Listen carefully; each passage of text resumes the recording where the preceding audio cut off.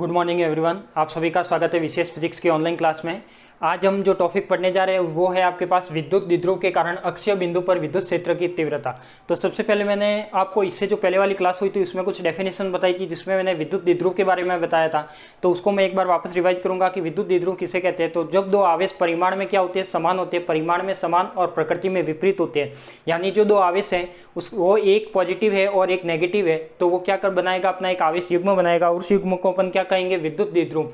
यदि आपको बात करते हैं कि ये दो आवेश है वो यदि अल्प दूरी पर हो तो वो क्या कहलाता है, आपका विद्युत द्विध्रुव आघूर्ण। उसका अपन ने फॉर्मूला भी लिखा था, P = 2a/q, यानी आवेश का परिमाण लेना है और दोनों आवेशों के बीच की दूरी लेनी है, वो क्या होगा, उसका विद्युत द्विध्रुव होगा ना। अब उसके बाद मैंने एक अक्षीय रेखा और एक निरक्षीय रेखा की भी डेफिनेशन बताई थी कि मैंने लिखवाया भी था आपको कि जब दो ध्रुव होते हैं यानी दो आवेश होते हैं, उसको जो मिलाने वाली रेखा होती है, जब दो आवेश होते हैं उसको मिलाने वाली रेखा को अपन अक्षीय रेखा कहते हैं। और उसके जो लंबवत होती है इस टाइप से, यानी ये वाली जो रेखा है ये तो आपकी अक्षीय रेखा है और ये कोई आपके आवेश और अपन ऐसे लाइन कोई बनाए तो ये इसके क्या है, परपेंडिकुलर है, तो ये इसकी क्या कहलाती है, निरक्षीय रेखा कहलाती है। उसके बाद मैंने ध्रुवीय अणु और अध्रुवीय अणु के बारे में डिस्कस किया था।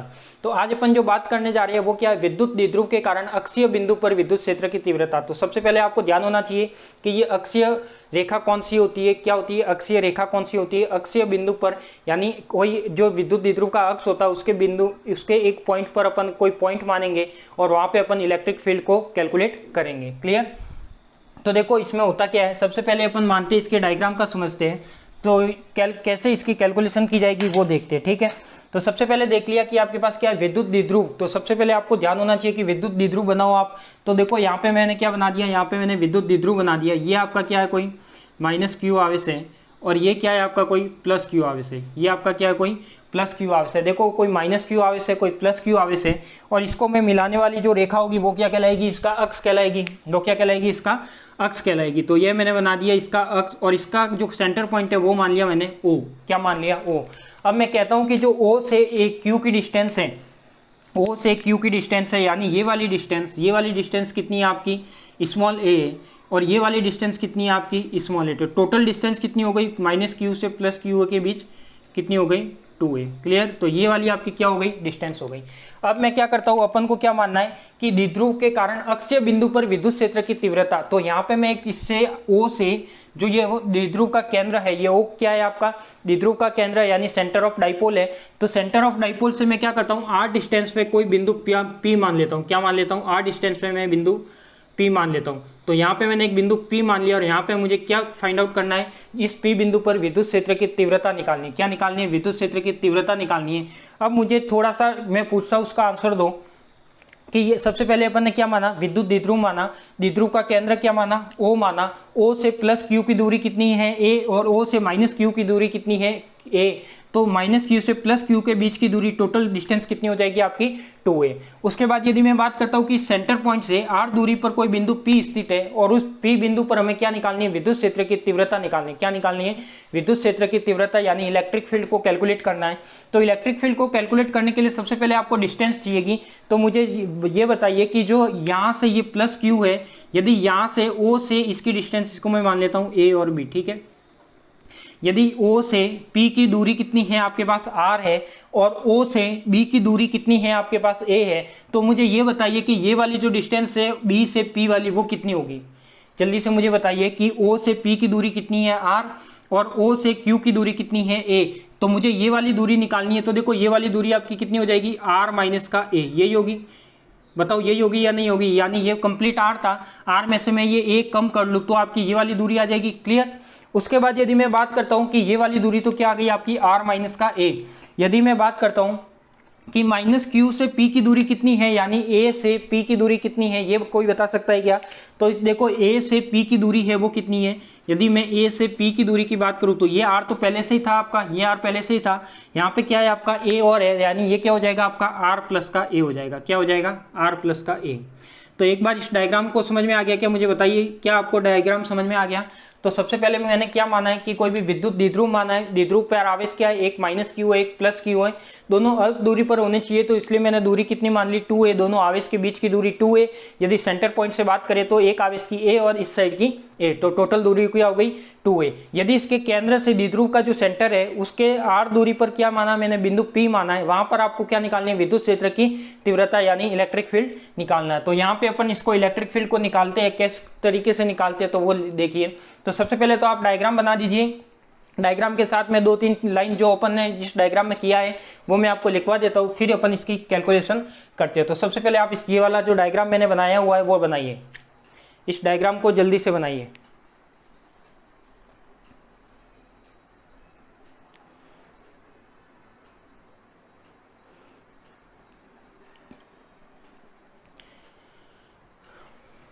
फिर इसमें लिखिए माना कि एक द्विध्रुव है, माना कि एक द्विध्रुव है,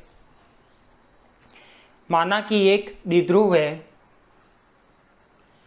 माना कि एक द्विध्रुव है, या माना कि एक द्विध्रुव ब्रैकेट में लिख लेना ए बी है, माना कि एक द्विध्रुव ए बी है जिस पर माइनस क्यू व प्लस क्यू आवेश, जिस पर माइनस क्यू एवं प्लस क्यू आवेश, जिस पर माइनस क्यू एवं प्लस क्यू आवेश परस्पर 2a दूरी पर स्थित है, परस्पर 2a दूरी पर स्थित है, परस्पर 2a दूरी पर स्थित है। विद्युत द्विध्रुव का केंद्र O है, विद्युत द्विध्रुव का केंद्र बिंदु O है, विद्युत द्विध्रुव का केंद्र बिंदु O है। इस O से स्मॉल r दूरी पर, इस O से स्मॉल r दूरी पर, इस O से स्मॉल r दूरी पर बिंदु P स्थित है, इस O से स्मॉल r दूरी पर बिंदु P स्थित है, इस O से स्मॉल r दूरी पर बिंदु P स्थित है, जहां पर हमें विद्युत क्षेत्र की तीव्रता ज्ञात करनी है, जहां पर हमें विद्युत क्षेत्र की तीव्रता ज्ञात करनी है, जहां पर हमें विद्युत क्षेत्र की तीव्रता ज्ञात करनी है, जहां पर हमें विद्युत क्षेत्र की तीव्रता ज्ञात करनी है। तो देखो मैंने क्या लिखवाया थ्योरी में कि जो जो अपन ने इस डायग्राम में माना था समझने के लिए वो लिखा है। तो सबसे पहले मैंने क्या माना, एक द्विध्रुव माना, द्विध्रुव पर आवेश कौन से, माइनस क्यू और प्लस क्यू, कितनी दूरी पर डिस्टेंस थे, 2a दूरी पर स्थित थे, तो मैंने लिख लिया कि दोनों आवेश है वो 2a दूरी पर स्थित है। द्विध्रुव का केंद्र बिंदु क्या है, O है, O से यदि मैं बिंदु r दूरी पर क्या है, बिंदु P है, जहां पर हमें क्या निकालना है, इलेक्ट्रिक फील्ड निकालना है। तो अब इसकी कैलकुलेशन की गणना करते हैं। तो एक बार आप कॉपी पेन को रख लीजिए साइड में, और सबका ध्यान कहाँ होना चाहिए, बोर्ड पे, क्योंकि जो डेरिवेशन है वो आपको समझ में आ जाता है, इसकी डायरेक्शन निकालना समझ में आ जाता है, तो आपको बोर्ड के एग्जाम में नंबर स्कोर करने से कोई नहीं रोक सकता। ठीक है, तो स्टार्ट करते हैं अपन इसका डेरिवेशन। तो देखो सबसे पहले क्या माना अपन ने, अपन मानते हैं कि सबसे पहले आपके पास क्या है, प्लस क्यू है, एक क्या है आपके पास माइनस क्यू है।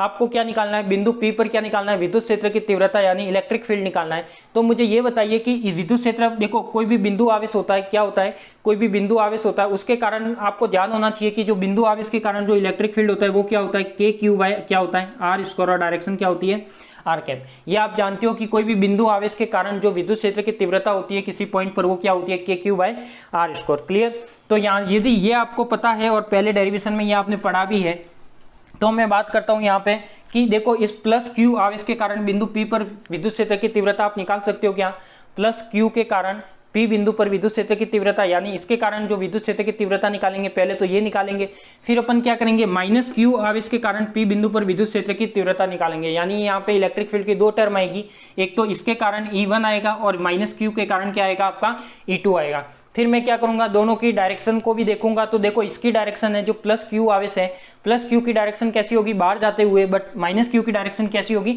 अंदर आते हुए। तो दोनों की डायरेक्शन क्या होगी, ऑपोजिट होगी। क्या होगी, ऑपोजिट होगी। तो डायरेक्शन के लिए मैं आई कैप और माइनस आई कैप जो एकांक सदिश होती है, जो दिशा को व्यक्त करते हैं, उसके थ्रू लिखूंगा। ठीक है, तो देखो इस डेरिवेशन को समझना। तो सबसे पहले मैं क्या कर रहा हूं, प्लस क्यू आवेश के कारण, प्लस क्यू आवेश के कारण बिंदु P पर, प्लस क्यू आवेश के कारण बिंदु P पर विद्युत क्षेत्र की तीव्रता, बिंदु P पर विद्युत क्षेत्र की तीव्रता।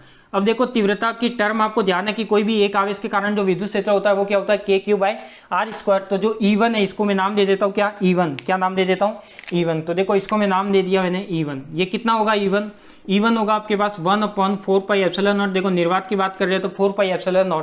फिर क्या आएगा k तो आ गया आपके पास। अब क्या आएगा आपके पास q, तो ये क्या आ गया q/r²। अब यदि मैं डायरेक्शन की बात करूं तो बताओ मुझे किस आवेश के कारण लिखा है, +q आवेश के कारण। +q आवेश के कारण P बिंदु पर क्या इसकी दिशा क्या होगी इलेक्ट्रिक फील्ड की बाहर जाते हुए, यानी जो इसका E1 होगा वो क्या होगा आपका ये वाला होगा। क्या होगा E1 बाहर जाते हुए, यानी इसकी मैं दिशा लिख सकता हूँ। यहाँ पे क्या लिख सकता हूँ मैं, यहाँ पे i कैप, क्या लिख सकता हूँ i कैप लिख सकता हूँ। ये इसकी क्या हो जाएगी दिशा। और ये i कैप कौन सी दिशा को व्यक्त करता है, जो i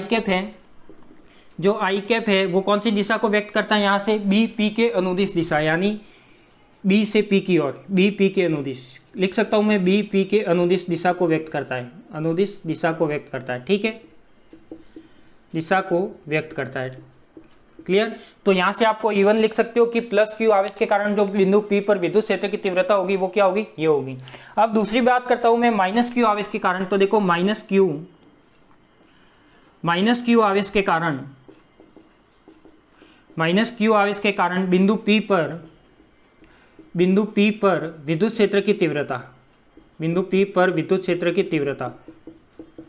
अब ये मुझे बताइए कि जो E2 होगा वो कितना होगा, बताइए जल्दी से। कोई मुझे बता सकते हैं कि जो -q आवेश है।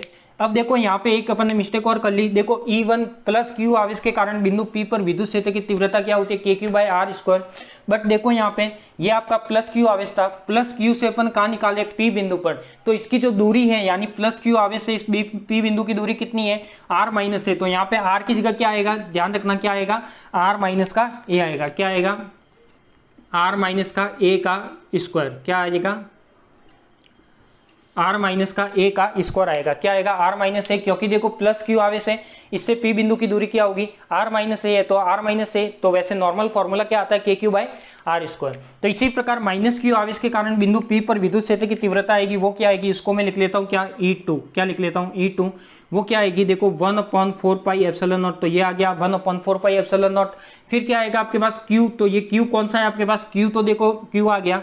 अब ये क्या आएगा आपके पास, मैंने क्या लिखा था, आवेश का परिमाण लेते हैं तो आवेश का परिमाण q ले लिया। अब यहाँ पे जो इसकी दिशा आएगी वो क्या आएगी, तो सबसे पहले इसकी दूरी लिख लो। -q के कारण P बिंदु पर विद्युत क्षेत्र की तीव्रता निकाल लिया, यानी -q आवेश से P की दूरी कितनी है आपकी, r+a कितनी है, r+a। तो ये क्या हो जाएगा, r+a का होल स्क्वायर। और यहाँ पे जो डायरेक्शन आएगी वो क्या आएगी आपकी -i कैप। क्यों, क्योंकि आप जानते हो कि जो -q की दिशा होती है वो क्या होती है, अंदर आते हुए। यदि मैंने इस दिशा में इस तरफ जा रहे हैं तो i माना है, तो इस तरफ जाएंगे तो क्या मानते हैं अपन, आपने चतुर्थांश पढ़ा होगा, ये i है तो ये क्या होता है आपका -i होता है। यदि ये j है तो ये क्या होता है आपका -j होता है। ये कंसेप्ट आपने पढ़ा हुआ है, तो उसी कंसेप्ट में मैंने i और -i माना है। तो इसकी जो दिशा होगी वो क्या होगी, इसकी दिशा में लिख सकता हूं। इसकी दिशा बताओ मुझे क्या होगी, जो E1 था वो तो इस साइड जा रहा है, बट E2 था, जो क्या था आपके पास E2 था, तो E2 आपकी दिशा, E2 के लिए ये आपकी दिशा होगी, क्या होगी E2, यानी P B के अनुदिश, या फिर आप लिख सकते हो कि B P के विपरीत, B P के विपरीत दिशा क्या होगी, B P के विपरीत दिशा। ठीक है, तो देखो दो आवेश थे, दोनों आवेश के कारण मैंने विद्युत क्षेत्र तो लिख लिया, E1 लिख लिया और E2 लिख लिया। अब देखो यदि बिंदु P पर आपके दो विद्युत क्षेत्र आ रहा है, एक तो +q आवेश के कारण E1 आ रहा है, -q आवेश के कारण क्या आ रहा है, E2 आ रहा है। तो मैं क्या दोनों इलेक्ट्रिक फील्ड को ऐड करूंगा, यानी अध्यारोपण के सिद्धांत से मैं क्या निकाल सकता हूँ, परिणामी तीव्रता निकाल सकता हूँ। तो यहाँ पे मैं लिखूंगा कि बिंदु P पर परिणामी तीव्रता,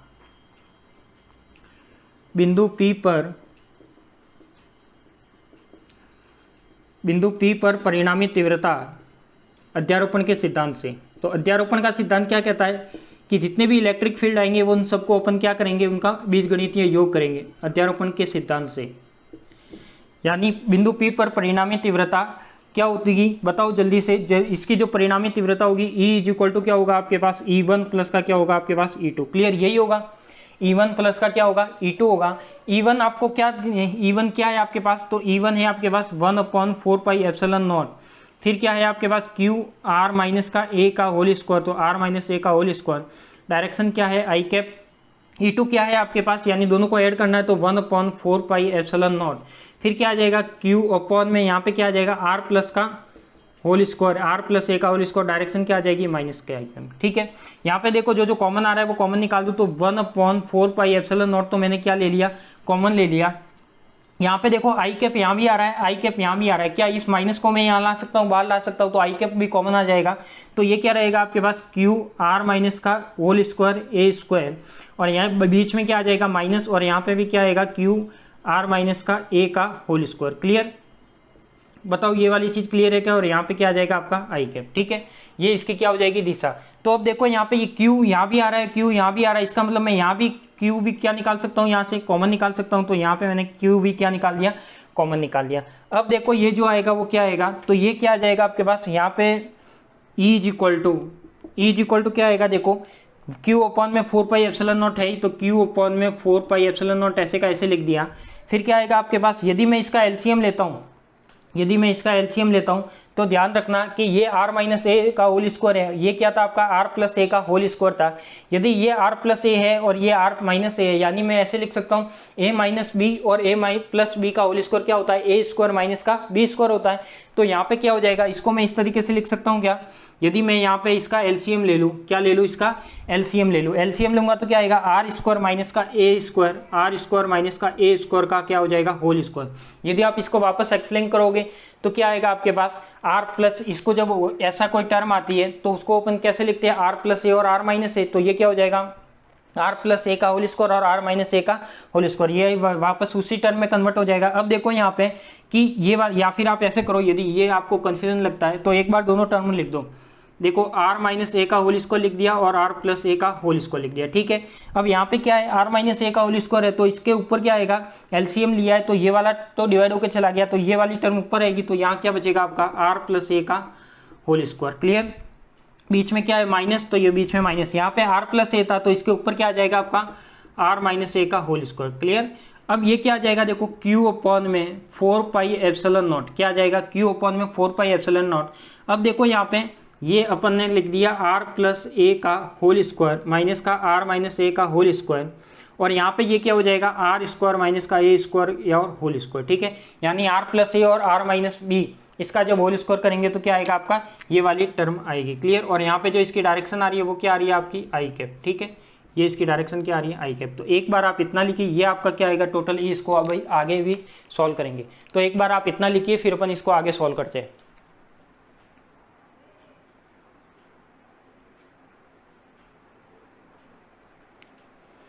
जल्दी से इसको लिख दीजिए फिर अपन आगे सॉल्व करते हैं।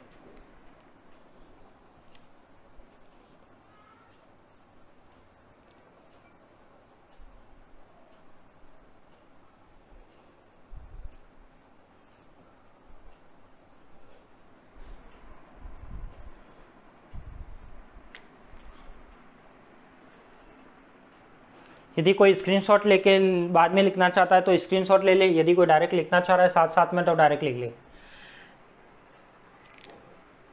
आपको 2 मिनट का टाइम दिया हुआ है लिखने के लिए।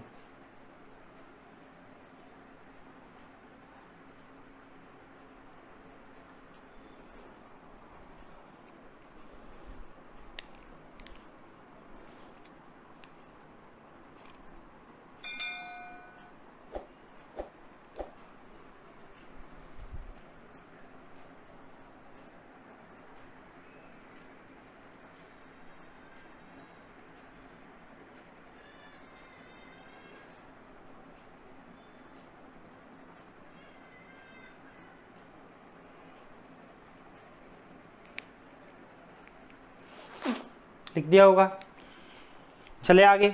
अब अपन क्या करते हैं, इस टर्म को सॉल्व करते हैं और जो फाइनल आंसर आएगा उसको अपन निकालते हैं। ठीक है,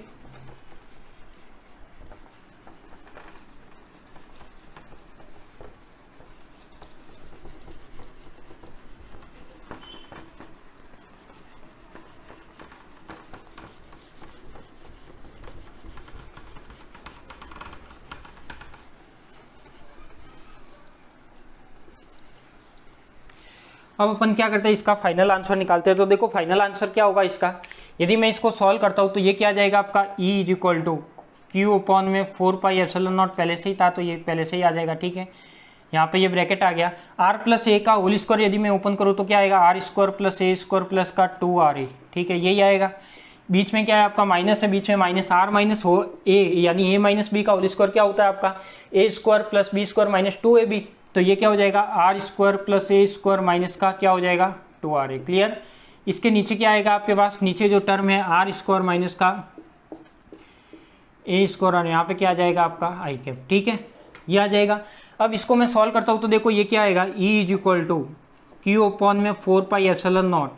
ये क्या आ जाएगा देखो आर स्क्वायर प्लस का ए स्क्वायर प्लस का क्या आ जाएगा 2ra। यहाँ माइनस है, बाहर माइनस है तो ब्रैकेट के अंदर वाले सभी निशान क्या हो जाएंगे चेंज हो जाएंगे। तो ये क्या हो जाएगा आपका आर स्क्वायर माइनस का ए स्क्वायर प्लस का क्या हो जाएगा 4a। जो प्लस है वो माइनस, जो माइनस है वो प्लस। ये प्लस का माइनस हो गया, माइनस का प्लस हो गया, किसकी वजह से, इस बाहर माइनस था उसकी वजह से। और नीचे क्या आएगा आपके पास आर स्क्वायर माइनस का ए स्क्वायर का होल स्क्वायर। क्लियर। ये इसकी डायरेक्शन क्या आ जाएगी आई कैप। यानी जो परिणामी तीव्रता की दिशा आ रही है, देखो यहाँ पे जो परिणामी तीव्रता यानी दोनों के कारण जो ई आ रहा है वो क्या आ रहा है आपका आई कैप आ रहा है। आई कैप क्या था आपका बीपी की दिशा में, यानी जो विद्युत द्विध्रुव की दिशा होगी। देखो यहाँ पे विद्युत द्विध्रुव की दिशा क्या होती है माइनस से प्लस की ओर, तो ये माइनस ऋणावेश से प्लस की ओर क्या होगी विद्युत द्विध्रुव की दिशा। यानी अपन कह सकते हैं कि जो परिणामी विद्युत क्षेत्र की तीव्रता आ रही है वो भी इसी दिशा में आ रही है, बी से पी के अनुदिश। ठीक है, देखो इसमें जो जो कट रहा है वो काट दो। तो देखो यहाँ पे क्या क्या कट रहा है, जो जो टर्म कट रही है आर स्क्वायर से आर स्क्वायर ये कट जाएगा। तो ये क्या आएगा E is equal to q upon में 4 पाई एप्सिलॉन नॉट, और ये क्या रह जाएगा 4ra, सॉरी ये 2 था, ये क्या है 2ra और 2ra क्या हो जाएगा 4ra और आर स्क्वायर माइनस का ए स्क्वायर और साथ में क्या आ जाएगा होल स्क्वायर। क्लियर।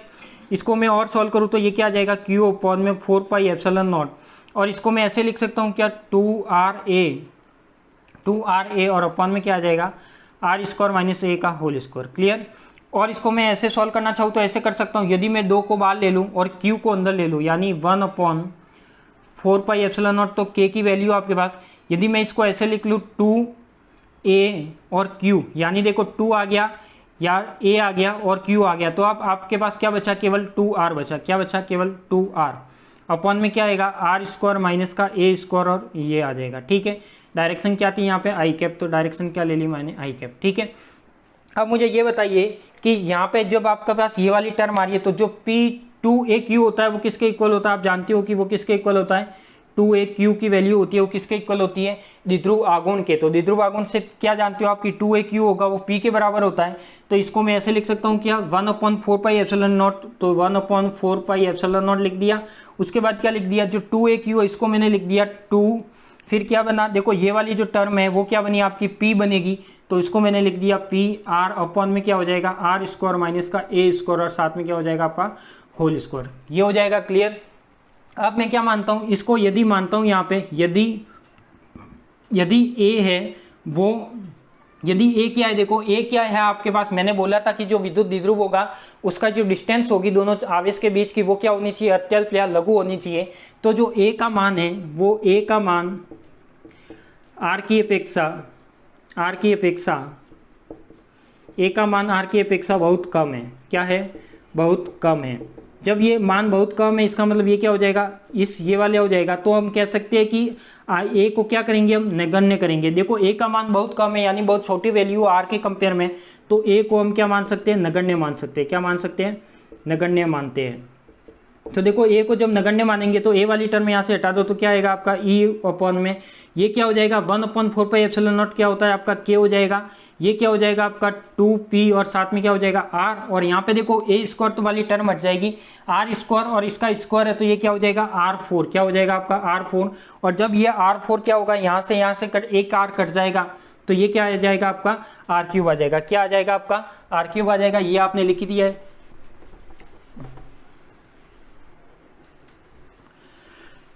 तो देखो यहाँ पे क्या आ जाएगा E इज इक्वल टू, यहाँ पे आ जाएगा E इज इक्वल टू क्या आ जाएगा आपके पास 2pk यानी 2kp और अपॉन में क्या आ जाएगा r³ आ जाएगा। क्या आ जाएगा r³, और इसकी डायरेक्शन क्या आएगी आई कैप। तो ये इसका क्या हो जाएगा इलेक्ट्रिक फील्ड हो जाएगा। या फिर आप इसको ऐसे भी लिख सकते हो k की जगह क्या लिख सकते हो 1/4 pi epsilon not 2p upon में क्या आ जाएगा r³ और डायरेक्शन क्या आ जाएगी r कैप। अब यहाँ पे मैं इसकी दिशा की बात करूँ, यहाँ पे मैं यदि इसकी दिशा की बात करूँ तो जो परिणामी विद्युत क्षेत्र की तीव्रता की दिशा है, जो परिणामी विद्युत क्षेत्र के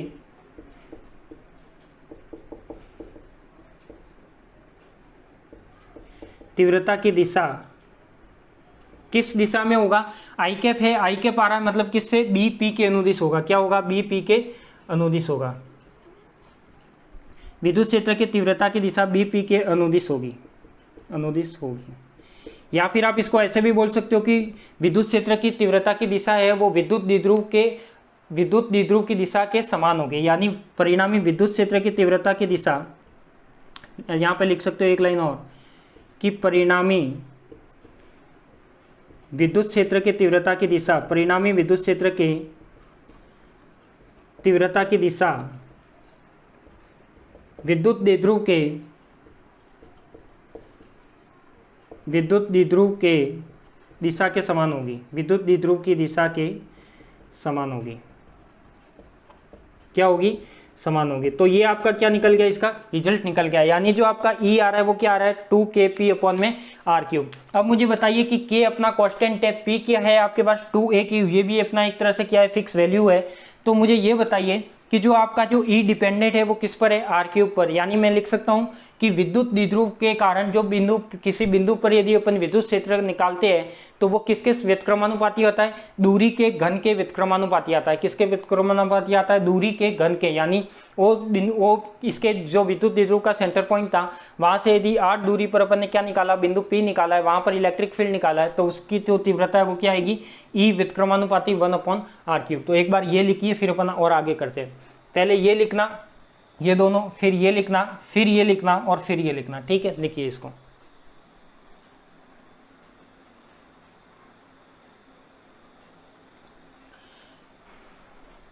देखो आपको लग रहा होगा कि मैं बहुत स्लो लेके चल रहा हूँ, तो स्लो इसलिए लेके चल रहा हूँ कि जो फिजिक्स पढ़ने वाले स्टूडेंट है उसमें बायोलॉजी वाले स्टूडेंट भी रहते हैं और मैथमेटिक्स वाले स्टूडेंट भी रहते हैं। तो जो बायोलॉजी वाले स्टूडेंट हैं उनको थोड़ा सा फिजिक्स थोड़ा सा टफ लगता है, उनको कैलकुलेशन थोड़ी सी समझ में हो सकता है लेट आती है। तो इसकी वजह से मैं इसको क्या कर रहा हूँ, थोड़ा आराम से लेके चल रहा हूँ कि आपको एक एक टर्म समझ में आ जाए, कुछ भी कन्फ्यूजन ना हो।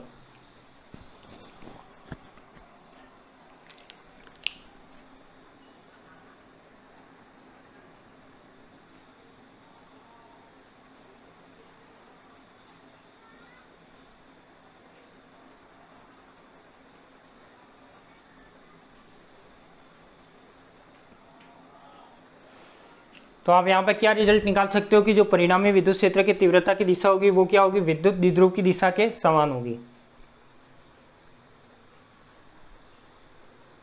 लिखिए जल्दी।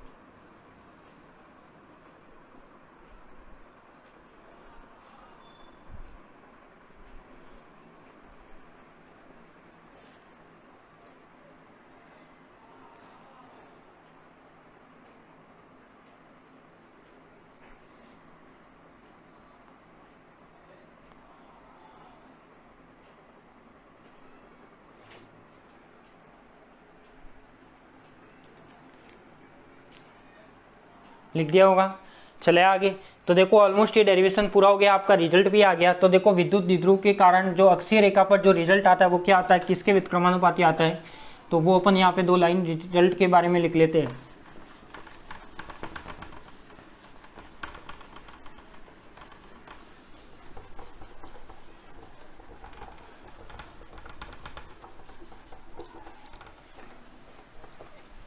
ठीक है, तो जो अपना रिजल्ट आता है वो क्या आता है, देखो यहाँ पे जो E = क्या था 1/4πε0 यानी जो अपना रिजल्ट आया वो रिजल्ट क्या आया है यहाँ पे E = 2kp में क्या है r³, और इसकी जो डायरेक्शन आई है वो क्या आई है आपकी आई कैप। ठीक है, यानी विद्युत द्विध्रुव की जो दिशा है, और आप जानते हो कि विद्युत द्विध्रुव की दिशा क्या होती है, -q से +q की ओर होती है, यानी A से B की ओर है। तो इसकी दिशा आप लिख सकते हो A से B की ओर।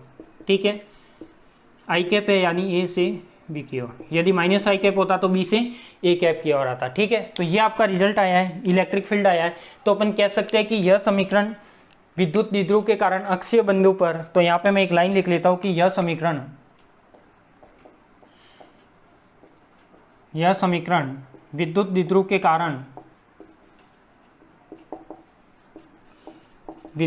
के कारण अक्षीय बिंदु पर विद्युत क्षेत्र की तीव्रता को व्यक्त करता है। अक्षीय बिंदु पर विद्युत क्षेत्र की तीव्रता को व्यक्त करता है। विद्युत क्षेत्र की तीव्रता को व्यक्त करता है। क्लियर? तो कोई भी रिजल्ट आता है, वो रिजल्ट क्या है वो आपको जरूर लिखना है। तो देखो यहाँ पे यदि ये ई वेक्टर है तो पी भी क्या होता है आपका वेक्टर होता है। ठीक है, बाकी कोई भी इसमें वेक्टर नहीं होता। अब इसमें मैं ऐसा भी लिख सकता हूँ कि जो ई है वो डिपेंडेंट किस पे है। देखो यहाँ पे 2 कांस्टेंट है, k कांस्टेंट है, p इक्वल टू क्या होता है 2a q, q की वैल्यू होती है। तो जो डिपेंडेंट रहेगा वो क्या रहेगा 1/r³ के, क्या रहेगा 1/r³ के। तो देखो यहाँ पे जो 1/r³ है, इसका मतलब मैं लिख सकता हूँ कि विद्युत द्विध्रुव के कारण अक्षीय बिंदु पर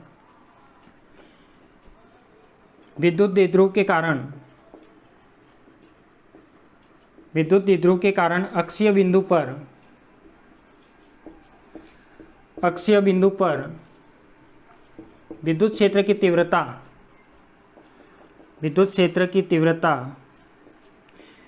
विद्युत द्विध्रुव दूरी के घन के, यानी कौन सी दूरी r के, यानी r का क्यूब है रहा है।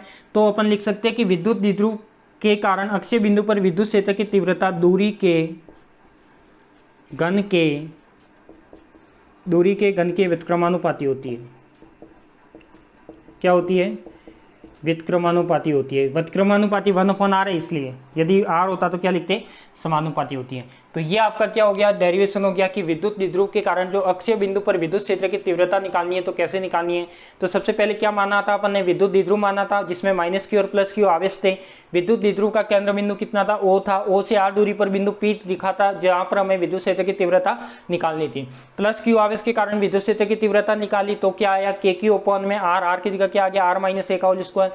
-q आवेश के कारण लिखा तो क्या आ गया kq/में r + a का होल स्क्वायर। फिर उसको केवल सॉल्यूशन किया। सॉल्यूशन करने के बाद अपन ने क्या माना, a का मान है वो r की तुलना में क्या होता है नगण्य, तो a को मैंने क्या मान लिया नगण्य। तो इसको सॉल्व करते गए तो अपने पास ये फाइनल रिजल्ट आ गया और इसकी जो फाइनल डायरेक्शन आई है, परिणामी विद्युत क्षेत्र की तीव्रता आई है दोनों को ऐड करने के बाद, तो वो क्या आया आपकी अक्षीय बिंदु के अनुदिश, यानी जो b से p की दिशा में कह सकते हो आप, a से p की दिशा में कह सकते हो, b से p की दिशा में कुछ भी बोल सकते हो।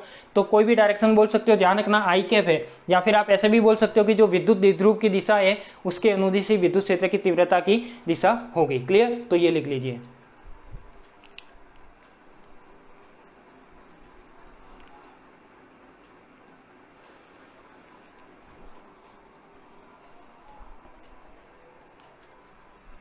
तो यहाँ पे ये डेरिवेशन क्या हो गया आपका कंप्लीट हो गया कि विद्युत द्विध्रुव के कारण अक्षीय बिंदु पर विद्युत क्षेत्र की तीव्रता अपन कैसे निकालते हैं।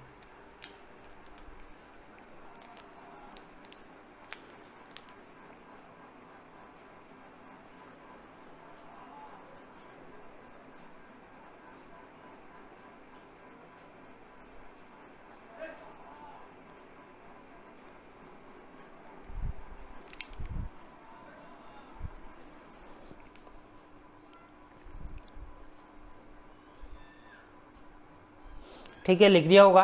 तो आज के लिए तो इतना ही, वापस अपन कल मिलेंगे इसके नेक्स्ट डेरिवेशन में। कल का जो डेरिवेशन रहेगा वो क्या रहेगा, विद्युत द्विध्रुव के कारण निरक्षीय रेखा पर, ये तो क्या था आपका अक्षीय रेखा पर कोई बिंदु P स्थित था, वहां पर अपन ने इलेक्ट्रिक फील्ड निकाला था। क्या था अक्षीय रेखा पर। यहाँ पे यदि आपने टॉपिक में अक्षीय रेखा अपन शायद भूल गए थे तो ये अक्षीय रेखा पर डाल देना। ठीक है, अक्षीय रेखा पर बिंदु, अक्षीय रेखा पर बिंदु, किसी बिंदु पर, या अक्षीय ऐसे ही रखने दो, अक्षीय रेखा